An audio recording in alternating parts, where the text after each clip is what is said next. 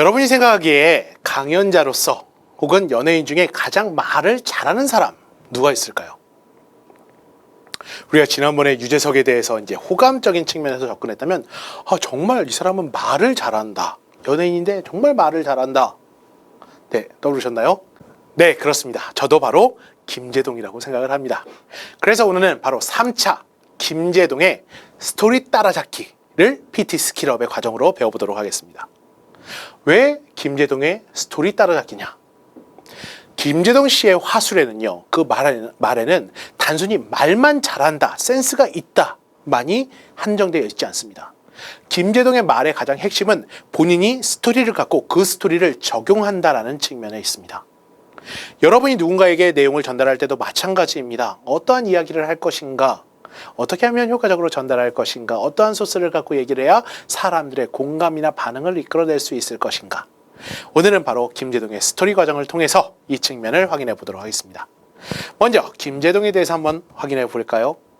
김제동은 가장 말 잘하는 연예인 1위로 선정된 케이스의 연예인입니다. 쇼 버라이티 부분에서 3사 최우수상을 갖고 있고요. 세상을 밝게 만들 사람 올해의 인물로서 선정된 적도 있습니다.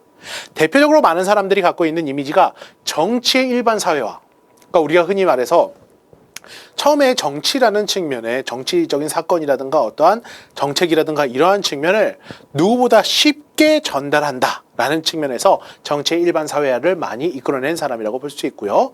특히 토크 콘서트의 대중화 선두주자라고 할 수 있습니다. 본인이 노브레이크라는 이러한 토크 콘서트를 진행하는데 현재 9시즌 다 매진되는 기염을 통했습니다.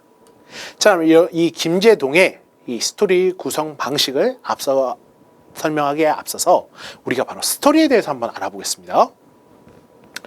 김제동의 이 스토리라는 건 크게 이 세 가지 단계로 구성이 됩니다. 자, 나의 이야기, 그 윗단계에서 선호도와 거부감, 그리고 마지막으로 감동과 의미입니다. 우리가 차근차근 이 측면에서 접근을 할 때 가장 밑에 기반부터 해서 한 단계씩 올라가는 과정으로서 스토리텔링 하는 방법, 스토리에 대해서 선별하는 방법을 한번 확인해 보도록 하겠습니다. 자, 첫 번째는 바로 나의 이야기입니다. 여러분이 언제 가장 자신감 있게 타인에게 이야기를 할 수 있을까요? 언제 우리가 가장 편하게 내 이야기를 할 수 있을까요? 바로 내 얘기를 했을 때입니다. 쉽게 말하면 여러분이 경험한 얘기, 여러분이 아는 얘기, 즉 나의 얘기가 됐을 때 가장 여러분은 자신감 있게 얘기를 할 수 있습니다. 왜냐? 내 얘기니까요. 쉽게 말하면 이 측면에서 내가 가장 많이 알고 있기 때문이죠. 내가 경험한 거고 내가 실질적으로 느낀 감정과 행동과 그 디테일을 다 알고 있기 때문에 내가 나의 얘기를 할 때는 그만큼 자신감을 갖고 얘기를 할 수 있습니다. 그리고 그 자신감이 바로 상대의 신뢰감을 불러일으키게 됩니다. 만약 얘기를 할 때 그게 뭐였죠? 기억이 잘 안 나는데 제가 어디서 들었는데요. 뭐 이런 식으로만 접근을 하다 보면 이 디테일이라든가 자신감이 없게 접근을 하게 되면 상대가 저 사람이 이걸 제대로 알고 있는가? 라는 측면에 대해서 의구심을 가질 수밖에 없죠. 여러분이 고려하셔야 될 건 그만큼 자신감이 전제돼야 상대가 나를 신뢰할 수 있는 면이 나타난다는 겁니다. 더불어 나의 얘기니까 그만큼의 구체성이 있을 수 있고요. 조금 전에 말씀드렸던 나의 얘기니까 정말 실질적으로 그 아픔, 그 힘듦, 그 감정에 대한 전달도 가능합니다. 여러분이 어떠한 스토리를 전달할 때 가장 효과적으로 전달하는 그 가장 전제되는 측면이 뭐냐? 나의 얘기를 했을 때 그만큼 의미 있게 이러한 신뢰, 자신감, 구체성, 감정 전달을 할 수 있게 된다는 거죠. 근데 문제가 있습니다. 뭐냐면 나의 얘기는 한정되어 있다는 거죠. 내 얘기를 했을 때 그만큼 우리는 이러한 장점을 갖고 이야기할 수 있지만 현실에서 내가 했던 경험이라는 건 그렇게 다양하거나 많지만은 않습니다. 그렇기 때문에 우리는 남의 이야기를 하게 됩니다. 남의 이야기는 이러한 측면이 있죠. 남의 얘기는 대단합니다. 엄청납니다. 내가 경험해 보지 못한 이야기들이 있습니다. 차별화되어 있습니다. 신기합니다. 쉽게 경험하기 힘들고 그 자체의 의미가 부여되어 있습니다. 이 사진을 통한 예시를 한번 볼까요? 여기 어몽길 대장님 사진이 이렇게 나와 있는데요. 우리가 평생에 걸쳐서 히말라야에 올라갈 일이 뭐가 있겠습니까, 여러분? 현실에서. 하지만 그 역경과 그 어려움과 그 측면이 어몽길 대장의 입에서 나오는 순간 우리는 거기에 대해서 대단하다, 오, 체발해야 돼 있다, 신기하다, 쉽게 경험하기 힘든 것들을 간접 체험하게 되는 거죠. 자, 또 다른 사례도 있습니다. 여기 보시면 실제 약간 장애를 갖고 계신 보디빌더의 모습이 나와 있습니다. 이걸 보시면 아시겠지만 쉽게 경험하기 힘든 경험일 것입니다. 그리고 우리는 이 상황에서 이 사람이 얼마나 노력을 했을지 우리가 가늠해 보게 되고 거기에 또 다른 의미를 부여하게 됩니다. 이만큼 남의 얘기, 익숙하지 않은 얘기, 다양하고 차별난 얘기들은 상대에게 집중을 불러일으킬 수 있고 신기함과 훨씬 더 적극적인 면모의 이 청자로서의 입장을 유도할 수 있게 됩니다. 그럼 결국 우리는 어떤 이야기를 해야 될까요? 바로 이런 이야기를 하셔야 됩니다. 여러분은 나의 이야기, 남의 이야기 중에 이 가운데 있는 측면을 갖고 접근을 해주셔야 됩니다. 그건 무엇이냐? 나의 남다른 이야기겠죠. 나의 남다른 이야기입니다. 남의 얘기를 했을 때는요, 이게 그렇다고 해서 여러분 무조건 남의 얘기를 하지 말라는 건 아닙니다. 남의 얘기를 효과적으로 전달할 수 있으면 이런 것들을 접근할 수 있죠. 대표적으로 이런 것들을 어디서 많이 합니까?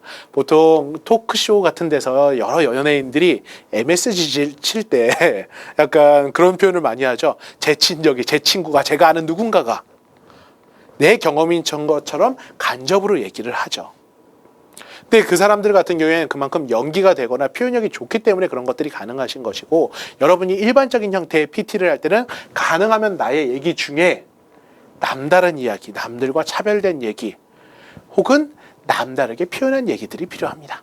이 측면 제가 조금 이 다음 장에서 조금 더 구체적으로 설명해 드리도록 하겠습니다. 자, 두 번째 단계는 바로 선호도와 거부감입니다. 어떤 내용을 선호하고 어떤 내용을 거부할 것인가? 누가? 여기 있는 청자들이요. 그걸 예시를 우리가 한번 확인해 보겠죠. 자, 확인해 보겠습니다. 선호 내용 같은 경우에는 화자의 이야기, 지금 앞에 있는 제 이야기, 근데 공감되는 이야기, 그래서 어쩌면 나의 얘기입니다. 청자 입장에서는 이 사람의 얘기, 그런데 어쩌면 이건 내 얘기일 수도 있는 거예요. 그랬을 때 훨씬 더 많은 공감을 이끌어낼 수 있습니다. 김제동의 스토리텔링에서 제가 굳이 이 얘기를 한 예시를 들어보면, 김제동의 어떠한 토크 콘서트라든가 이런 예시를 유튜브에서 여러분이 영상으로 찾아보실 수 있을 겁니다. 모든 측면에서 그러한 토크 콘서트의 내용들을 보면 본인의 경험을 갖고 얘기를 합니다. 본인의 매형 얘기라든가 친구 얘기라든가 이 과정 속에서의 어떤 얘기를 하게 됩니다. 그런데 엄청나게 차별화되고 특별한 얘기가 아니라 그 소소한 얘기를 합니다. 그러니까 쉽게 말하면 뻔하디 뻔한 얘기지만 다르게 들리게 공감할 수 있는 요소의 이야기를 갖고 한다는 거죠. 분명히 우리가 조금 전처럼 어몽길 대장의 히말라야 등반 사실을 기반으로 하는 것도 좋은 예시가 됩니다만 실제 거기에 대해서 공감을 하기는 쉽지 않죠. 왜냐하면 나도 경험한 게 아니니까요. 반면에 아주 우리가 흔히 말해서 부모 자식 간의 아쉬움이라든가 첫사랑에 대한 연인에 대한 설레임이라든가 아니면 여행을 하고 싶은데 돈이 없어서 경제적인 어려움이라든가 이러한 측면에 있어서 요소들은 대부분 공감할 수밖에 없는 요소이기 때문에 그런 측면에서 선호 내용이 될 수 있다는 겁니다. 반면에 거부 내용이라는 건 바로 이렇습니다. 화자만의 이야기, 그냥 너의 얘기라는 건 정자가 아니라 바로 이 화자, 이 사람들이랑 전혀 상관없이 그냥 내 얘기만 하는 거예요. 아무 의미 없이. 이 사람들은 공감도 못하는 이런 얘기는 별로 좋지 않습니다. 공감이 안 된다는 건 공감도 안 되고 그건 다른 의미로 쳤을 때 의미가 없다는 겁니다. 이야기를 들었을 때 청자에게 의미가 없는 건 거부하는 내용이라는 거죠. 자, 다음 단계입니다. 그럼 표현적인 측면에서 선호와 거부가 있습니다. 자, 선호라는 건 쉽게 말해서 존중이라는 게 전제가 돼 있어야 됩니다. 어떤 지역에 가든 어디에 가든 존중할 수 있는 말투, 전문적인 용어, 표준어, 높임말을 써야 될 필요가 있는 거죠. 어딘가에 갔을 때 친하다고 함부로 말을 하거나 은어를 쓰거나 이렇게 하게 되면 다양한 사람들이 모여있는 집단에서는요, 거기에 대한 거부감을 갖고 있는 사람이 꽤 많을 겁니다. 케이스에 따라선 반말이나 은어를 통해서 친숙함을 유도하는 사람도 있긴 합니다. 그게 꼭 옳다 나쁘다 보다는 분포적으로 봤을 때 거부감을 느낄 확률이 너무 높다라는 거죠. 생전 처음 보는 사람한테 갑자기 반말을 하거나 함부로 말을 하거나 욕설을 한다. 당연히 거부감이 들겠죠.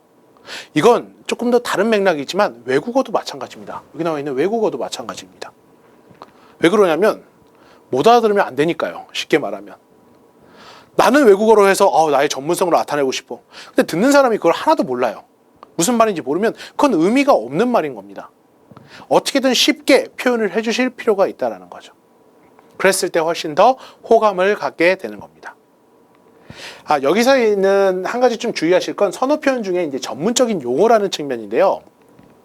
우리는 보통 어떤 내용을 전달받을 때 이 말하는 사람이 이 분야에 대한 전문가이기를 원합니다.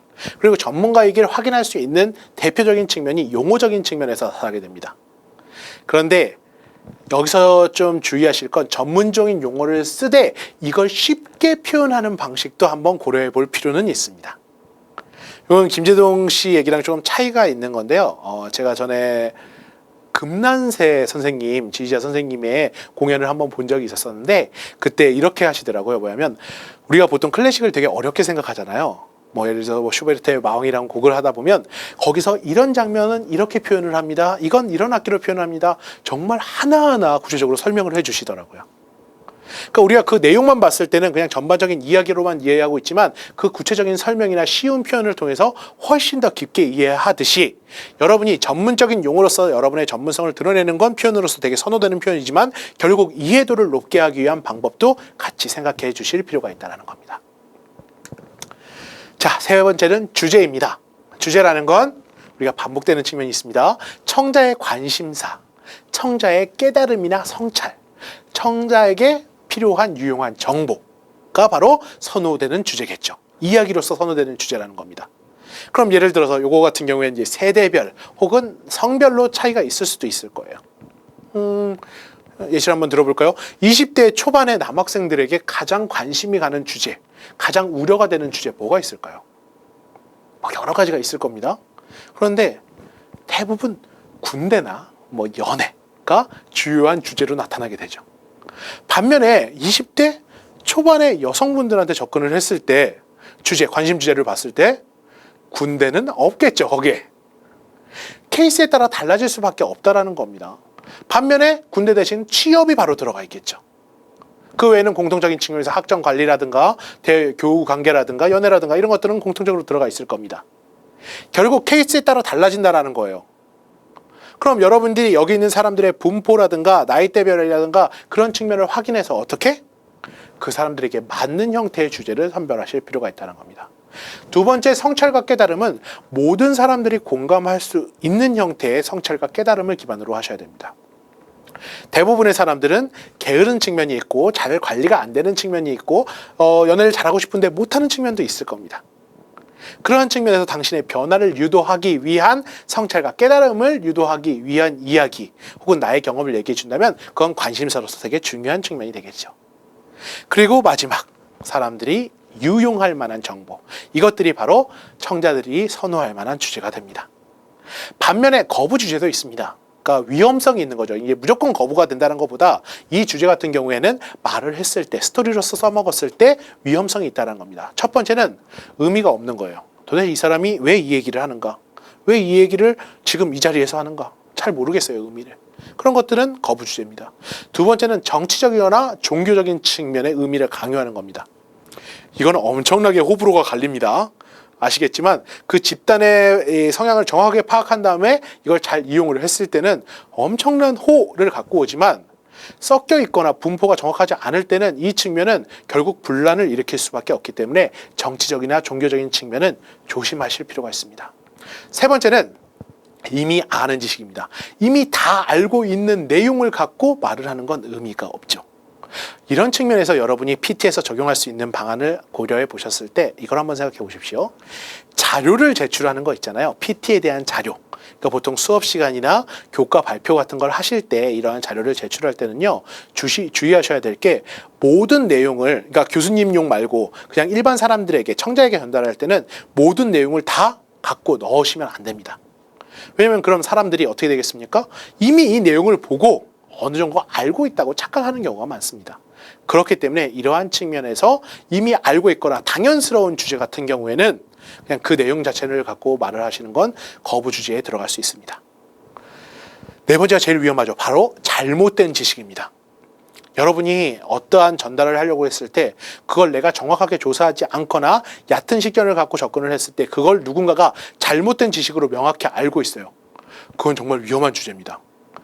그런 측면이 단 하나라도 나오게 되면 이미 청자는 당신을 신뢰할 수 없게 되기 때문에 그런 측면의 이야기나 내용은 거부 주제라고 볼 수 있습니다. 자, 그래서 이 측면은 세대별 관심사입니다. 이건 여러분들이 청자에 따라서 어떤 식으로 접근하는 게 좋은지에 대한 측면의 키워드들이 될 수 있습니다. 자, 20대, 30대는 일자리 고용이라든가 교육, 육아, 생활 경제 측면에서 많은 관심을 갖고 있다면 30, 40대 세대는 일자리 고용, 생활 경제, 부동산, 재테크겠죠. 반면에 5, 60대 같은 경우에는 보시면 의료, 보건, 일자리, 고용, 교육, 육아. 여기서 이제 5, 60대의 교육, 육아는 아마 손자, 손녀일 겁니다.